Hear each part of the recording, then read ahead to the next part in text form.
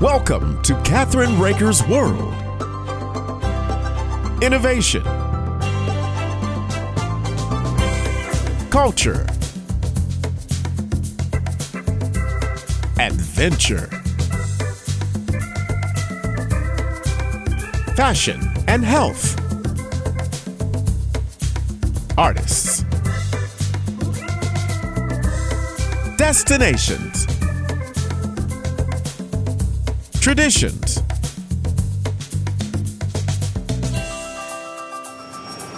This is Kathryn Raaker's World. Hi, this is Kathryn Raaker of Let's Just Talk in Kathryn Raaker's World. You know, the fear of COVID-19 and keeping stroke patients from calling 911 and going to the hospital. Even during a pandemic, stroke is a medical emergency that requires immediate attention and can be disabling or even fatal. Our guest today is Dr. Patrick Lyden, Professor of Neurology and Carmen and Lewis Warshaw Chair at the Neurology at Cedars-Sinai. Welcome to our show, Doctor. How are you today? Wonderful. Thank you for having me. You're welcome. You know, one of the things that I think has frightened a lot of people is just going to the hospital or the emergency room and, you know, not knowing what a stroke really is. Can you tell our listeners what is a stroke and how common is a stroke and who's at risk? Well, stroke is the commonest cause of disability in the world. 800,000 Americans every year will have a stroke. A stroke occurs when part of the brain stops working, usually because the artery that supplies blood to that part of the brain has been blocked off. And when that happens, part of the brain starts to die. It starts to die immediately. So we say minutes matter, time is brain, because if we can get that patient into a stroke center, we have treatment that will work. And, you know, can you describe some of the signs of stroke and how our listeners and viewers can easily remember them? Yeah. Well, the easiest thing to remember is anything that happens suddenly and affects one part of the body. So sudden blindness, sudden weakness on one side. But we have a mnemonic to keep it straight, and that's called FAST, F-A-S-T, face, arm, speech, time. So if the patient has a droopy face on one side or arm weakness on one side or their speech is slurred and all of that happens suddenly, then T is for time. It's time to call 911 right now and get help. Why is recognizing the sudden onset of symptoms important, especially now? Isn't it important for especially someone that may be, and there's no age, you can have a stroke at any age, am I correct? Yeah, that's absolutely right. Stroke occurs at any age. And so if someone had a stroke and you don't, especially an older person, don't you think it's nice to have an emergency little thing that they can touch and they can contact the hospital or 911? Absolutely. So there's no reason to hesitate. Paramedics are trained to evaluate possible stroke patients. They know that there are some things that mimic a stroke, like low blood sugar or a seizure. They're trained to evaluate you for that. And they know where the closest stroke center is. So call 911, let the professionals take over and get you to the place where stroke treatment is waiting for you. What would you say to patients who don't want to go to the hospital in fear of being exposed to COVID-19? And there's so much out there about COVID-19 that I want you to explain that, because I think it's more important to go to the hospital for a stroke situation than to worry about COVID-19, because I've had COVID-19 and a lot of people, when they do get it, they're light cases. So don't you think it's more important to be in the hospital with a stroke? Well, look, a stroke is something that we know you have it and we know how to treat it, okay? We can deal with it. A COVID-19 infection is a possible risk out there. In a restaurant or in a closed environment, you might catch it. But in the hospital, we've taken all the precautions. Everything is sterilized, everybody's gowned and masked. When you arrive there, you're going to get a gown and a mask. So being in an emergency department with the stroke team is one of the safest places you can be. So give us the chance, come in soon, let us evaluate you, and if you have a stroke, treat that stroke. Well, the wonderful thing about going into the hospitals today and the emergency rooms and the doctors is that there are only certain people that are allowed. They take your temperature, correct? They do a lot of things to prepare for you walking in the door, right? That's right. There's a whole protocol of precautions that we're going to take. You know, we need to protect ourselves. We need to protect you. We need to protect you from other patients. And as I say, there's fewer places that are safer other than just staying home, which we don't want you to do if you have a stroke, because we have treatment. Time is brain, minutes matter. Get into a stroke center where we can evaluate you safely and take care of whatever might be causing your symptoms. Can you explain, and this is so important because I had to deal with a few things with my elderly parents, and can you explain why it's so important for friends and loved ones to check in with those who are at risk of stroke, especially now, and to make sure that you check on them anyhow, correct? Absolutely right. I mean, it's so interesting. The brain is the part of your body that knows when something's wrong. So if the stroke is what's wrong, it affects your brain. You're not able to act. You're not able to call 911 yourself. So it's very Right. important to check on people and to be aware of those symptoms that we mentioned. And if they occur in someone you are a loved one or a friend or just someone you're with standing on the street corner, it's time to call 911 if you detect one of those symptoms in someone you're with. Can you explain why, doctor, there have been reports of increase in stroke in a younger patient population? Because this is so important to understand, that we talked about in the beginning of the interview, that it doesn't matter how old you are, it can happen to anyone. That's exactly right. So we know that stroke is occurring more often in the age group 20 to 40 than any other age group. The rate of increase is the highest in that age group. And it's primarily due to some of the unusual causes of stroke, like migraines, like a torn carotid artery, like drug use. In the older age group, over the age of 60, we expect strokes to occur in people with high blood pressure, diabetes, high cholesterol, atherosclerosis. But stroke does occur in young people. Now, whether there's a connection to the virus, that's an open question right now. It seems like maybe young patients with COVID are having more strokes than we would expect, but it's too early to know yet. We're still collecting data on that. Wouldn't you say that with our stress levels today, that doesn't help much either, correct? It doesn't help, I'll say that. And especially if people forget to take their medications, if they need any, if they forget to exercise, if they go off their regular diet, those are all things that are going to promote a stroke risk. And sleep, losing sleep is actually one of the more potent triggers for causing a stroke or a heart attack. Is stroke preventable, and what are some of the common risk factors people should be aware of, doctor? Stroke is absolutely preventable. One of the most important things you can do to lower your risk of stroke and heart attack is don't smoke. Not smoking is more powerful than all the medications that I can give you. Plus, keep your blood pressure under control. If you have diabetes, keep your blood sugar under control. Get your cholesterol down. If you're a little overweight, lose the 10 pounds. Those things will do more for you than I can do for you, especially if you smoke and stop doing that. Right. Well, I quit smoking, I don't know, 25, 30 years ago, and it's really changed my life. I wouldn't, and I see young kids smoking today, and it really scares me and frightens me for them because they don't realize what they're putting into their bodies, you know. So, I mean, if you're a parent, let's talk to them, you know, and maybe another person that has already quit that they might look up to. So can you give me your website, because I think it's important for people to go up there and look for these things and educate themselves as far as how they can prevent a stroke and what to be looking for. So the American Heart Association, American Stroke Association has an extensive website. The best way to start is at stroke.org, stroke.org. There's articles about stroke treatment, what is a stroke, and per your request, a lot on prevention, how to prevent stroke by treating high blood pressure, diabetes, etc. There's also a website called strokeawareness.com. That website has useful information for you and your family as well.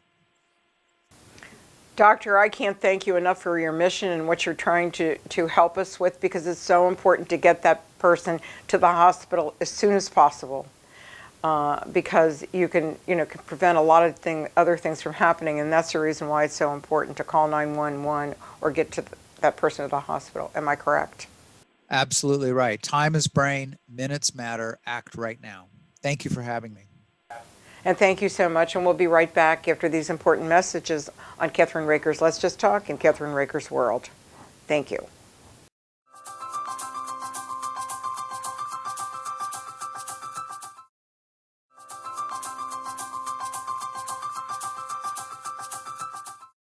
Hi, this is Kathryn Raaker of Kathryn Raaker's World. You know, summer 2020 is a little bit different this year, and travel trends have really actually changed. Travelers are now embracing the staycation. How can hotels offer options for vacations closer to home? And live from the Cambria Hotel in Nashville, Tennessee, is our guest today, travel expert Dayvee Sutton, an award-winning journalist. How are you today? I'm good. Thanks for having me, Kathryn. Well, you know, I've never heard of the Cambria, and I'm very excited about finding out about, the hotels and where they are and whatever. But, you have some points for us that, vacations are a little different this year because of COVID-19, and people are wanting to stay closer, to home, maybe 2 or 3 hours or whatever. So let's talk about what a staycation is and the elements of the perfect staycation. And Right. Go ahead. Yeah, so because there's a couple of trends that we're seeing, and staycation falls into that. So first, you alluded to it, road trips are on the rise, and there's data to prove it. In fact, there's a new Harris poll that came out that said that road travel over the 4th of July holiday had reached pre-pandemic levels. And even myself, I'm here in Nashville. I drove from Atlanta. I took a road trip. I probably will continue to do so until I feel more comfortable with air travel. And that leads into a staycation, which is a shorter version of a road trip. And a staycation allows you to be flexible, so you can just do it for a weekend. And if you like where you're staying, you can add a few more days. People who are working from home, they can pack their laptop and work a few days on their staycation, put it away, and then hop into the pool if their location has a pool. So it allows for flexibility, and it's a little more budget friendly as well. Well, I'm not very far from Atlanta nor Nashville, so this is sounding more and more exciting, and I need a couple of days. And I did that a few years ago in Florida. I took my laptop and we did a kind of a staycation in Florida. It was a lot of fun. So, travelers have new priorities and expectations. Can you talk to us a little bit about that, especially if they hit the road? And what would you suggest as far as, a staycation wouldn't be any more than maybe 3-4 hours away. Am I right? Right. It can be just going in your own town and finding a hotel in your own town, or going to the next town over. So it can be something that you just hop in your car. It doesn't have to be elaborate or extravagant. And a good option for a staycation is a Cambria hotel, because the ultimate feeling that you want to have is that you're getting away. And Cambria hotels make you feel like you're on vacation. You've got away. It's a change of scenery, which we all are looking for right now, because we've kind of been stuck in our homes for a good while. They have modern amenities and modern design that is all inspired by the local community. So if you go to the town over, because Cambria hotels have more than 50 properties across the US, you can get that local flair, all the way down to the food that is served. It comes from local restaurants. They have a craft beer program at every hotel that lets you feel like you're tasting the city. And of course, the outdoor spaces are fabulous. That really makes you feel like you're taking a break, you're a getaway. Some of them have pools, some of them have rooftop lounges. I'm here in Nashville. I don't know if you could see on your video, but I'm in a cool bar area. There's a drum set behind me. So all of those elements really make you feel like you're getting away. I love Nashville. Nashville is one of my favorite places on earth. And so, can you give us some idea of where some of their hotels are, key hotels are in the area, and not just in this area, but around the country? So there's some in Philadelphia, Boston. Of course, I'm here in Nashville, Minneapolis, the Minneapolis area. They have some. New Orleans, there's one. So, and all of those like major metropolitan areas, they're all going to be different. They're all going to be unique. And like I said, there's more than 50 across the US. So you can just go to the website, actually, choicehotels.com/Cambria Hotels to kind of see where you want to take your road trip this summer and fall. Well, my daughter lives in New Orleans, so that sounds like exciting time to do. And they could get away actually with us into that wonderful hotel in New Orleans. And, I hope you're going to be sending me wonderful, beautiful pictures and photos of the hotels. We'd love to see where they are all over the country, because we are not only on television and radio, but we're all over the world with our television and radio now. So it would be really wonderful to see that. What about menus? What are they have locally curated craft beer selection, locally inspired menus. Are you going to get to stay, or you have to go back to Atlanta right away? No, I get to stay and enjoy the hotel a little more. But I want to bring up what is also important to travelers right now is we're in a pandemic. So traveling right now is really a personal decision. So you really have to do your research and see if it's the right time to go, because every situation across every state is different. So do your research to check out what's going on in your community. What are the protocols in your state? And more importantly, if you're leaving the state, your destination, what are their local guidelines? And then it comes down to where you're staying. So we've been talking about Cambria Hotels and what protocols they have in place. And they have a commitment to clean initiative across all Choice hotels. So that is an increase in cleaning procedures. And when I came here, I noticed hand sanitizer everywhere. And also when I checked in, there was contactless check-in. They can do contactless check-out. And something that's really cool, they have a contactless concierge, which is a text messaging service that allows you to request housekeeping. You could order food to go and so much more. That's exciting, because it's really hard today. I mean, our state, we have to, most states you have to wear a mask before you can go anywhere. But you want to go and have a wonderful vacation and with your family, and you can, just getting out of the house. That's the most important part, is getting out of the house, because so many people have been locked up for so long, right? Being able to go to somewhere where it's safe and it's beautiful. And Nashville's so, like for instance, in Nashville, it's so beautiful there that I love going to Nashville. So it makes it, not too far away. So I think I would pick something that would be, just like that. It's not that far from where I live in Cincinnati. And I'm excited because all the places that you have Cambria hotels, I have people that I know and love. So what about that?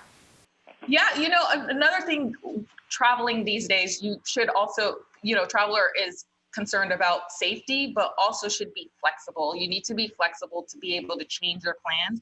And Cambria understands we're in a pandemic, so they have a flexible cancellation and booking policy as well. So these are things that you need to put on your list to check out, to research, make sure first personally, is this a good time for you to travel? And if you do just want to get away, go through that list of seeing how safe it is for you to travel at this time. And are there some special promotions at the Cambria hotels right now that they're offering near these, getaways that are close to you?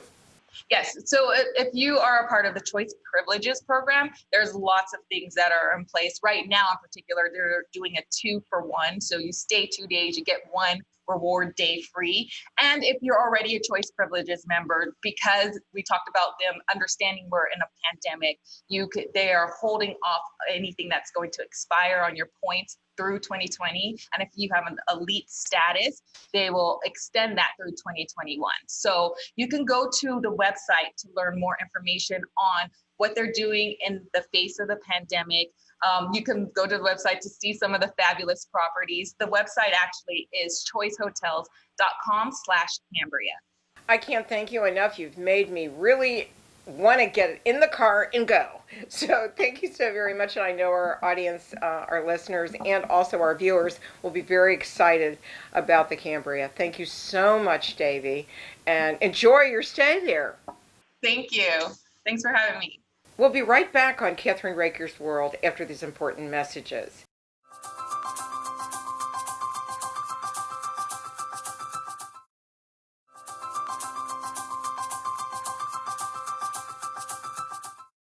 Hi, I'm Kathryn Raaker of Kathryn Raaker's World. You know, a recent survey conducted by online learning platform OutSchool found that over 60% of parents had reservations about sending their children back to school in the fall. With camps closed and school reopenings uncertain, parents have turned to online resources to help keep their kids engaged. Joining us today to discuss is the CEO of OutSchool, Amir Nathoo. Welcome to our show. I'm very excited about talking to you today because I used to be a teacher and I have children and grandchildren, and you know, it's important to me that they are engaged. Yeah, We know thank that you many parents for inviting me. right. We need to have this to work right effectively for all parents and kids. We know that many parents of children had difficulty adjusting to online and remote learning this spring. What feedback from the survey that you did have you received from parents about that experience? We've helped more than 300,000 families adjust to online learning just in the last few months. And many are having, incredible experiences through OutSchool classes, but also at the same time, many families and schools are struggling with the transition because this came upon us suddenly and there was limited time for preparation. It was a matter of weeks and suddenly we had quarantine and shelter in place orders. And so we've been using our expertise to help. So we've been offering live online classes since 2017. So more experienced at this kind of learning than any other US-based organization. And we're offering free training for teachers and schools. And then families are using OutSchool classes to plug in the gaps where school isn't offering the same level of service as they usually do. And so we're grateful to be able to help and use our expertise at this time and are gearing up to help even more in the fall. Is it possible for kids to develop a love and desire to learn through online education? Yes, it absolutely is. But there's two really critical ingredients which are so important to having a good experience with online learning. The first is that the classes need to be social and interactive. And we find that when the kids are able to see each other, to interact over video, to ask questions of a teacher, then it's much more engaging for the kids. And so that's why we offer live video chat-based classes throughout school that meet in small groups. And the second key ingredient is that the classes have got to be interesting and engaging for the kids. And we encourage teachers to teach the classes that they've always wanted to teach and to get creative. And so they offer classes like Lego engineering or learn architecture through Minecraft, learn Spanish by singing Taylor Swift songs in Spanish, a whole variety of really creative interest-based classes. So that combination of social learning and interest-based classes is the key to having a successful online learning experience. And where do you see online learning fitting in once the pandemic is over? So, online learning was growing incredibly even before the pandemic because it gives you access to teachers and classes that couldn't be available locally. And with the pandemic, we've seen a big acceleration in usage. We've had 30x enrollments just over the summer. And what we expect going forward, as hopefully we inch towards a vaccine and heading back to normal, is that we'll see a hybrid model in K-12 education, where schools and families will use a combination of in-person classes and online resources like OutSchool in order to find the combination that works best for their kid. And what is OutSchool doing to help parents and kids cope and prepare for camp closures? We're almost at the end of the summer anyhow, and additional remote learning in the fall, which is coming up quickly. We offer classes starting every single hour through the summer, which is everything from one-time classes through to camps and longer courses. So, as I've said, you've seen a very large increase of enrollments and have been helping families throughout the summer. And we expect that, in the fall, unfortunately, it's going to be nothing like a normal back to school. And we're starting to help families prepare their schedule and prepare to continue to need to supplement their kids' education with our classes. We're also offering financial assistance through outschool.org for families in need. And we're bringing on thousands of new teachers to deal with the expected increase in demand. And can you tell me, you're all over the world with this, am I correct?